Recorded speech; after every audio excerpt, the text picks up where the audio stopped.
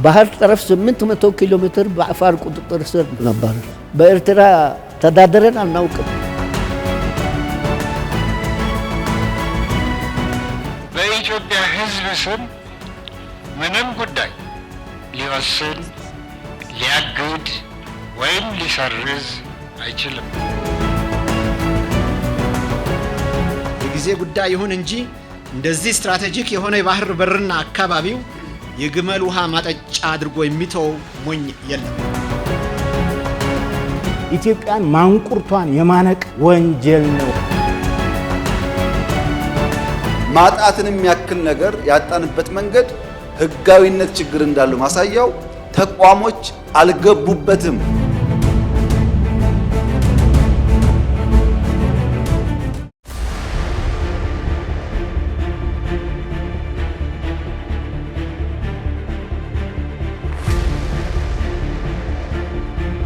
ጣሊያን ኤርትራን በቀኝ ግዛት ከመያዙ አስቀድሞ ጁሴፔ ሳፔቶ የተባለ ጣሊያናዊ አሳሽ መርከቦችን ማሳረፍ የሚያስችል መሬት በአሰብ በኩል ካለው የባህር ዳርቻ ይገዛል።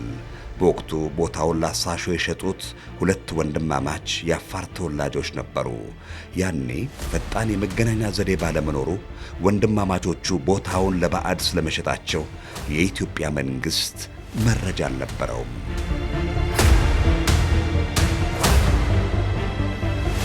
ጣሊያናዊው አሳሽ ከቀይ ባህር ጠረፍ ቦታውን ከገዛ ዓመታት በኋላ ጣሊያን ኤርትራን በቅኝ መያዝ ቻለች። እንደ አውሮፓውያን አቆጣጠር በ1880ዎቹ መጨረሻ ግዛቷን በማስፋፋት የአፋርን የተፈጥሮ ሀብት ለመበዝበዝና ኢትዮጵያን ከባህር ለማቆራረጥ ሴራ ወጠነች። የአፋር ግዛቶችን በቅኝ ግዛቷ ስር ለማጠቃለል በሚል የአፋር ሱልጣኔቶችን ለመደለል ጥረት አድርጋም ነበር። ይኸውም እንኳን ሰው ግመሎቻችንም የኢትዮጵያን ሰንደቅ ዓላማ ያውቁታል የሚሉት አፋሮች ምርጫቸው ግልጽ ነበር፣ እኛ ኢትዮጵያውያን ነን የሚል። ጠላት ጣሊያኖች ይዘው ወደዚህ ወደዛ ሲያምታቱና ጠላት ሲፈጥሩ ለኢትዮጵያ አፋሮች እኛ ኢትዮጵያውያን ነው ያሉት። የዛ ባለባት ከነበሩ ትልልቆቹ ሁለት ሰዎች ሁለቱም መሐመድ ያሲንና ጋዓስ እና ሌሎቹም መሪዎች የነበሩ ሰዎች በሙሉ ኢትዮጵያን ነው የመረጡ። ዊዛውት ያለ ጥርጣሬ ያለ ሎቢ።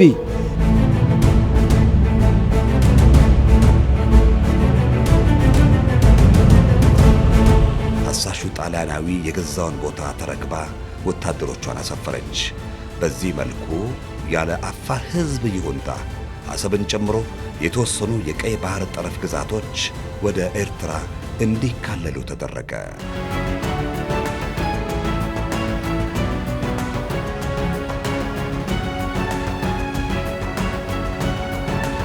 አፋር ሕዝብ አንድ ነው። የትም ቢሆን የተያያዘ ዘር ነው፣ ልዩነት የለውም። ብዙዎች ሊለውጡ ቢሞክሩም አፋር አቋሙ በሁሉ ነገር አንድ ነው። የኤርትራ አፋር የሚባል የለም በነገራችን ላይ እና አፋር ሁሉ ቦታ አንድ ነው።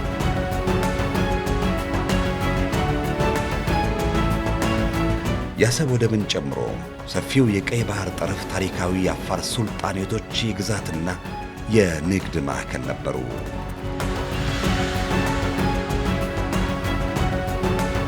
ባህር ጠረፍ 800 ኪሎ ሜትር በአፋር ቁጥጥር ስር ነው። እኛ በኤርትራ ተዳደረን አናውቅም።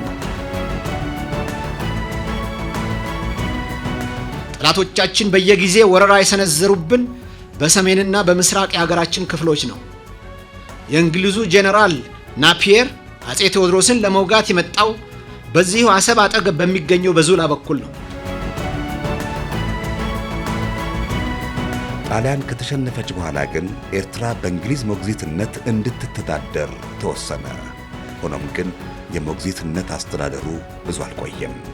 እልህ አስጨራሽ በነበረው የዲፕሎማሲና ሕጋዊ ትግል እንደዚሁም የኤርትራ ሕዝብ ፍላጎት ተጨምሮበት የተባበሩት መንግስታት ድርጅት እንደ አውሮፓውያን አቆጣጠር በ1952 ዓ.ም ባካሄደው ጠቅላላ ጉባኤ ኤርትራ በፌዴሬሽን ከኢትዮጵያ ጋር እንድትዋሃድ ወሰነ።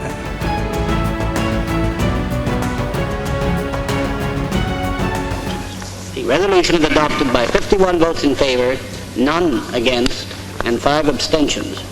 My congratulations to His Imperial Majesty, the Emperor of Ethiopia, and to the two peoples of Eritrea and Ethiopia now joined together in a federation under the Ethiopian crown.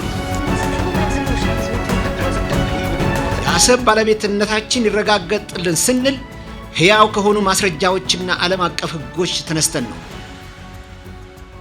በሁለተኛ ዓለም ጦርነት ማግስት ጣሊያን ራሷ፣ እንግሊዝ፣ ፈረንሳይ፣ አሜሪካ በፓሪስ ጉባኤ ስለ ኤርትራ የወደፊት ዕጣ ፈንታ ተወያይተው በክቡር ጸሐፊ ትእዛዝ አክሊሉ ሀብተወልድ የሰላ ክርክር ላይ በመመርኮዝ አሰብ ወደ ኢትዮጵያ እንድትታጠፍ በአንድ ድምፅ ተስማሙ።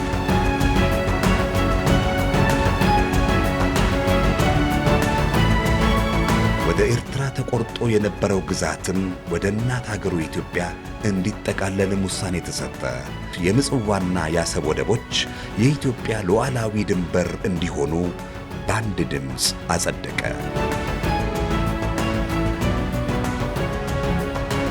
ሲጀመር አሰብ የኢትዮጵያ አንጡራ ሀብት ነው። በ1955 ዓመተ ምህረት የፌዴሬሽኑ አስተዳደር ፈርሶ ኤርትራ ሙሉ በሙሉ ከኢትዮጵያ ጋር ስትዋሃድ የቀይ ባህር ጠረፍ አካባቢዎች የአሰብ አውራጃ፣ በደርግ ዘመን ደግሞ አሰብ ራስ ገዝ እየተባለ ራሱን በራሱ በማስተዳደር እስከ 1983 ዓመተ ምህረት መጨረሻ ቆይቷል። ኢትዮጵያም የወጪና የገቢ ምርቶቿን 90% የሚሆነውን በአሰብ ወደብ እየላከችና እያስገባች ከዓለም ጋር ግንኙነቷን በነጻነት ስታቀላጥፍ ቆይታለች። ኢትዮጵያ ለመጀመሪያ ጊዜ በሴራ ከባህር የተቆራረጠችው በ1983 ዓመተ ምህረት የደርግ ሥርዓት ፈርሶ የሽግግር መንግሥት ከተመሠረተ በኋላ ነው። በባዕድ ጫና ስር የነበረው የሽግግር መንግሥት ለሻዕቢያ በመወገን ያለ ሥልጣኑ ኢትዮጵያ ከባህር ጋር እንድትቆራረጥ አደረገ። በወቅቱ ጥቂት ደፋርና ሀገር ወዳድ ምሁራን የሽግግር መንግሥቱ በኢትዮጵያ ሉዓላዊ ጉዳዮች ላይ የመወሰን ሥልጣን እንደሌለው ቢወተውቱም ሰሚ ግን አላገኙም። የተከበሩ ፕሬዚደንት፣ ይህ ጉባኤ የሽግግር መንግስቱን ለመመስረት የተዋቀረ ብቻ መሆኑንና በኢትዮጵያ ሕዝብ ስም ምንም ጉዳይ ሊወስን፣ ሊያግድ ወይም ሊሰርዝ አይችልም።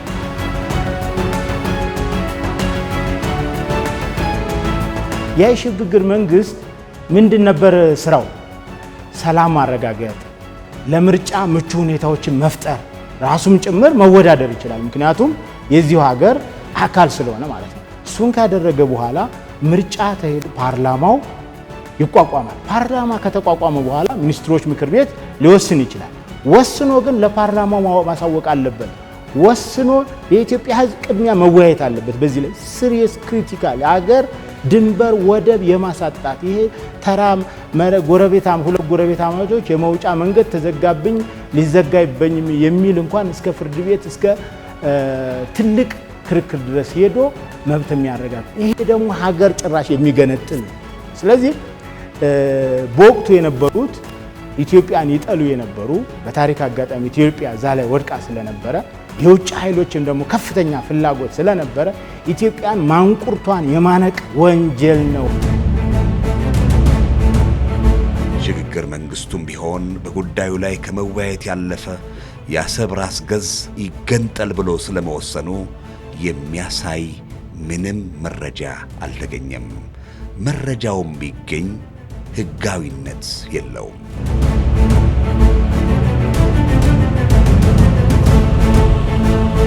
መጀመሪያ ኢትዮጵያን የቀይ ባህር አክሰስ ያሳጣው ውሳኔ ማን ወሰነው?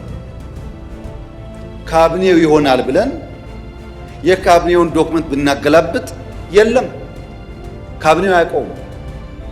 አይ የለም ምክር ቤት ይሆናል የወሰነው ብለን ብንወስን ምክር ቤቱም አልነበረ፣ ምክር ቤት አያውቀውም ውሳኔው። የለም የኢትዮጵያ ሕዝብ በሪፈረንደም ወስኖ እንዳይሆን እንዳይባል ነበርን እኛም ያኔ። የኢትዮጵያ ሕዝብ ያልወሰነው ተወካዮቹ ያላዩት ቢያንስ ካስፈጻሚ ካቢኔ ያላየው ውሳኔ ማን ወሰነው? ማጣትንም ያክል ነገር ያጣንበት መንገድ ህጋዊነት ችግር እንዳለው ማሳያው ተቋሞች አልገቡበትም። ጭራሽ ሰነድም የለም። ቢኖርም የጫካ ሰነድ ነው፣ ቨርባል ኮሚኒኬሽን ነው የሚሆነው፣ በንግግር ማለት ነው። ካለ ይመጣ ነበራ። ቢመጣም ደግሞ እኛን ያስገድደንም ሳንወያይበት ሪፈረንደም ሳንሰጥ ህዝቦች ሳይወያዩ እንኳን ድንበር ተራ የብድር ውል ስምምነት ኢትዮጵያ ስታደርግ ፓርላማው ካላጸደቀ የሚኒስትሮች ምክር ቤት ውሳኔ ውድቅ ነው የሚደረገው። ይሄ ፕሮሰስ ደግሞ ጭራሽ አልተካሄደም። የለም ዜሮ ነው ማለት። በዜሮ ደግሞ የኢትዮጵያ ህዝብ ሊገዛ አይችልም።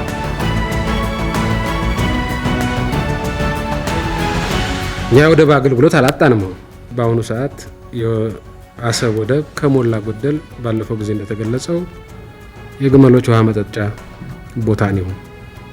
ከአሰብ ወደብ አገልግሎት ሻዕቢያ የሚያገኘው ከፍተኛ ገቢ ተቋርጦበታል። ኢትዮጵያ የተለያዩ አማራጭ ወደቦችን ታሳቢ አድርጋ በገበያ ወርዳ የወደብ አገልግሎት እንደሌላው ሁሉ አማርጠን እንገዛለን። አሰብ ጠላቶቻችን የጦር ሰፈር፣ የጦር መርከብ ማረፊያ፣ የአውሮፕላን መንጠቂያ ልትሆን ትችላለች። የጊዜ ጉዳይ ይሁን እንጂ እንደዚህ ስትራቴጂክ የሆነ የባህር በርና አካባቢው የግመል ውሃ ማጠጫ አድርጎ የሚተው ሞኝ የለም።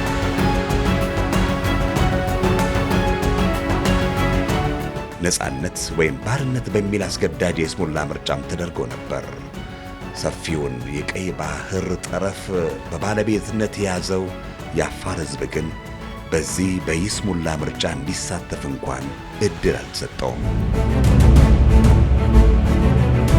አፋርን ወክለው እዛ ስብሰባ ላይ የነበሩት ሱልጣን አሊ ሚራ በግልጽ አስረድተዋል። አንደኛ ኢትዮጵያን አትከፋፍል፣ አንድ የነበረ ሀገር መገነጣጠል ተገቢ አይደለም። ሁለተኛ መገነጣጠል ብትፈልጉ ደግሞ የአፋር ህዝብ ኢትዮጵያዊ ነው፣ በዚህ መገነጣጠል ውስጥ አይገባም እና ሪፈረንደም የምትሉት ነገር ለአፋር ለብቻ መስጠት አለባችሁ።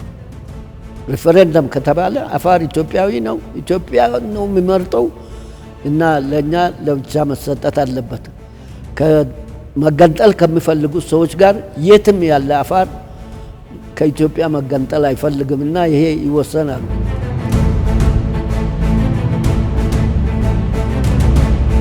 አፋር ደግሞ ጭራሽ እየጠየቀ አንድ ሃይማኖት፣ አንድ ባህል በምንም አይነት ሊለያይ የማይችል ድምፀ ውሳኔ ልስጥ፣ ሪፈረንደም ልስጥ እየተባለ የታፈነ ምንም አይነት መብት ያልተሰጠው ከህግ ውጪ የተገነጠለ ተገንጥሎ የተወሰደ ነው። በ1984 ዓመተ ምህረት ኤርትራ ስትገነጠል የአሰብ ራስ ገዝን ይዛ እንድትገነጠል መደረጉ የባህር በሮች አላሳጣንም። የአፋር ወገኖቻችንን ለሁለት ከፈለ። ቤተሰብን ከቤተሰብ ነጠለ። ለሁለት መክፈል ብቻም ሳይሆን እንዳይንቀሳቀሱና ድንበር ተሻግረው እንዳይገናኙ ገደብ ተጣለባቸው። ሱልጣኖቹን ለሁለት የሰነጠቀ ነው። ስለዚህ ይሄ ምንም ቃላትም የለውም። ይሄ ፍጹም ህገወጥ፣ ፍጹም አምባገነናዊ፣ ህግና ስርዓትን ያልተከተለ ለህግም ለሞራልም ተቃራኒ የሆነ ስራ የተፈጸመበት ነው። በሀገሩ የትም ይሄድ የነበረ አፋር ቆሟል። አፋር በነገራችን ላይ አንድ ቦታ ሰትዮ አይደለም የተቀመጠ አይደለም፣ የትም ይሄዳል። ከዚህ ተነስቶ ዳህላክ ድረስ ይሄዳል። ከለከለ፣ ይሄን ዘጋ። ይሄ ሰውዬ ለአፋርማ የባሰ ነው። አፋር ከባህር ዳር እኮ የታለ አፋር መንቀሳቀስ አይችልም። ጀልባዎቹ በሙሉ ቆመውበታል። የጨው ንግዱ ቆመዋል። ባህሩ ተዘግቷል። 1.5 ሚሊዮን አፋር በመስመር ቀይ ባህርን እንዲያያይ ተደርጎ ይኖራል። በስመ አፋርማ እንዳታድርገው ካላችሁኝ ደግሞ አፋሮች በየሆነ ጊዜ ሱልጣን ሲመርጡ የኤርትራ አፋሮች በውክልና መጥተው፣ የጅቡቲ አፋሮች በውክልና መጥተው ትራዲሽናል መሪያቸው የሚመረጠው እዚህ አሳይታ ነው። አንድ ቋንቋ አንድ ባህል ብቻ አይደለም። መንግስት ያለበት ቦርደር ያለበት ቢሆንም የኔ ሱልጣን ያለው ብለው በጋራ ይኖራሉ። ስለዚህ በታሪክም አይሰራም፣ በዲሞግራፊም አይሰራም ማለት ነው። አፋር ስለሆነ በየትኛውም መመዘኛ አፋር ቀይ ባህር አፋሮች የኢትዮጵያ ሀገራቸው ነው፣ መመለስ አለባቸው። ይሄንን በአስቸኳይ የተባበሩ መንግስታት ይሁን የአፍሪካ ህብረት፣ ኢጋድ ይሄ ነው ስራቸው። በቃ አወያይተው ህዝቡን ወደሚፈልገው መምጣት መቻል አለበት ማለት ነው። ስለዚህ ከዛ ባለፈ ደግሞ መደረግ ያለበት ነገር እንደ መንግስት እንደ ህዝብ ኢትዮጵያውያኖች ሊደርሱላቸው ይገባል። ኢህአዴግና ሻዕቢያ ኢትዮጵያ ከባህር እንዳትገናኝ በታሪካዊ ጠላቶቻችን የተሰጣቸውን ተልዕኮ ለጊዜውም ቢሆን ማሳካት ችለዋል። እንዲያም ሆኖ በወዳጅነት አብሮ ለመዝለቅ የቻሉት ለ7 ዓመታት ብቻ ነበር። ሌባ ሲከፋፈል እንጂ ሲሰርቅ አይጣላም እንደሚባለው እስከ ዛሬ ግልጽ ባልሆነ ግን ደግሞ ድንበርን ምክንያት ባደረገ ሰበብ በ1990 ዓ.ም አውዳሚ ጦርነት ቀሰቀሱ።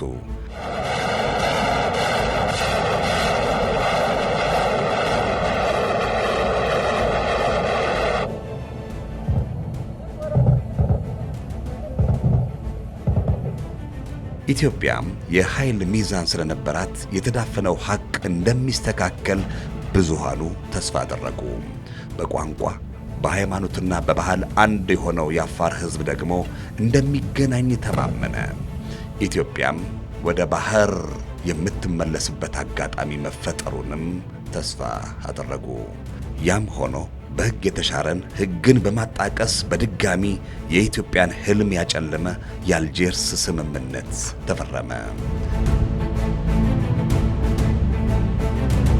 ኤርትራ በእብሪት ተነሳስታ የኢትዮጵያን ስትወር ገና ከጅምሩ ጦርነቱ በኢትዮጵያ አሸናፊነት እንደሚደመደምና የባህር በራችን ጉዳይ ከወዲሁ እንዲታሰብበት ኢትዮጵያውያን በአጽንኦት አሳስበው ነበር። ኢትዮጵያ በአሰብ ላይ ያላት መብት ሕግን፣ ታሪክን፣ የህዝብ አሰራር፣ አሰፋፈር ወዘተ አስመልክተው ይቀረው በማይባል መልኩ ተንትነው አስረድተዋል። ይህ ሁሉ ጥረት ኢህአዴግ ከጀመረው የተሳሳተ ጎዳና እንዲታቀብ ለመምከር ነበር። ሆኖም ግን ከቶም ምንም የማይሳነው ኢህአዴግ ለዚህ አገር ያለህ ዋይታ የሰጠው ምላሽ ጦረኞች የሚል ማስፈራራትና ዛቻ ነበር። በቅኝ ግዛት የነበሩ ውሎች ተሽረዋል። መቼ ተሻለ? የተባበሩ መንግስታት ኤርትራ ወደ ኢትዮጵያ ስትወሰን የተባበሩ መንግስታት ጠቅላላ ጉባኤ ዩናይትድ ኔሽን ጀነራል አሴምብሊ ሲወስን አጠቃላይ በፌዴሬሽን ወደ ኢትዮጵያ ትግባ ተብሎ ወሰን። ያ ተሻረ ማለት ነው። የአልጀርስ ስምምነት የሚባል ነገር የለም። ህገወጥ የሚሰረዝ ምንም ዋጋ አልባ ነው። ምክንያቱም የአፋሮች ጥያቄ አልቀረበም። የኢትዮጵያ አሰብ ጉዳይ አልቀረበም። የኢትዮጵያ መሰረታዊ ጉዳዮች አልቀረበም። ኢትዮጵያውያን በግፍ የተነጠቁትና ለ3 አስርት ዓመታት ሲከነከኑበት የነበረው የባህር ጉዳይ ከለውጡ ማግስት ጀምሮ የአደባባይ አጀንዳ ሆኗል። ጉዳዩ የመደመር መንግስት ከፍተኛ ትኩረት፣ የህዝብ ዋነኛ አጀንዳ፣ የዓለም አቀፉ ማህበረሰብ ደግሞ ፍትሐዊነትን ዳግም እንዲያጤን ያስቻለ የኢትዮጵያ ጥያቄ ሆኗል።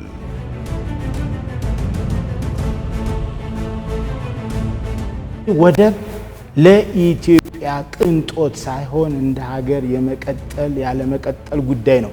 መንግስት ብልህ መሪ ስለሆነው ይሄን ቀድመው አነሱት እንጂ ህዝብ ራሱ በራሱ ጊዜ ተነሳስቶ ተደራጅቶ ይሄን መብቱን እስከ ማረጋገጥ ይሄዳል። የአፋር ህዝብም አንድነቱን ለማረጋገጥና ደግሞም ባህላዊና ሃይማኖታዊ እሴቱን በጋራ ለማካሄድ ናፍቋል። ማንም ሰው እኮ በቤቱና በአገሩ አይደራደርም። ምንም የአፋር ወጣቶች አገራቸው መሆኑን ያውቃሉ። በኃይል ነው የተገፉት። አሁንም እየተዋጉ ናቸው እና የአፋር ህዝብ አገሩን ይፈልጋል፣ ኢትዮጵያን ይፈልጋል። ዛሬ ችቦ በርቷል፣ ብርሃን በርቷል፣ የመስከረም ፀሐይ ወጥቷል፣ ለኢትዮጵያውያን ግልጽ ሆኗል። ስለዚህ ይህንን የመፈጸም ጉዳይ የመንግስት ብቻ ሳይሆን የተወሰነ አካል ብቻ ሳይሆን የመላው ኢትዮጵያውያን ጉዳይ ነው ማለት ነው። 130 ሚሊዮን የተሻገረው የኢትዮጵያ ሕዝብ የጂኦግራፊ እስረኛ ሆኖ መኖር እንደማይችል የመደመር መንግስት በግልጽ ለዓለም አስገንዝቧል። በርካታ ሀገራት ኢትዮጵያም ከባህር ጋር የተቆራረጠችበትን ኢፍትሐዊነትና ሕገወጥ ተግባሩን ተገንዝቧል። የጊዜ ጉዳይ ሆኖ እንጂ ኢትዮጵያም ወደ ቀደምት ድንበሯ የመመለሷ ጉዳይ አይቀሬ ሆኗል። በፍጹም የውጊያ መሻት የለንም። በህጋዊና ንግግር ሊፈታ ይችላል ነው። ለብዙ ሀገራት በተናጠል ተናገር ያለው ምክር ቤት መስማት ከፈለገ ግን ለአሜሪካ፣ ለቻይና፣ ለራሻ፣ ለአውሮፓ፣ ለአፍሪካ አሁን በተከበረው ምክር ቤት መግለጽ የሚፈልገው ነገር የኢትዮጵያ የቀይ ባህር አክሰስ ጉዳይ አይቀሬ ስለሆነ ቅድሚያ የሚሰጠው ሰላምና ንግግር ስለሆነ እባካችሁን ሸምግሉንና መፍትሄ አምጡ። ይሄው ጥያቄያችን ነው።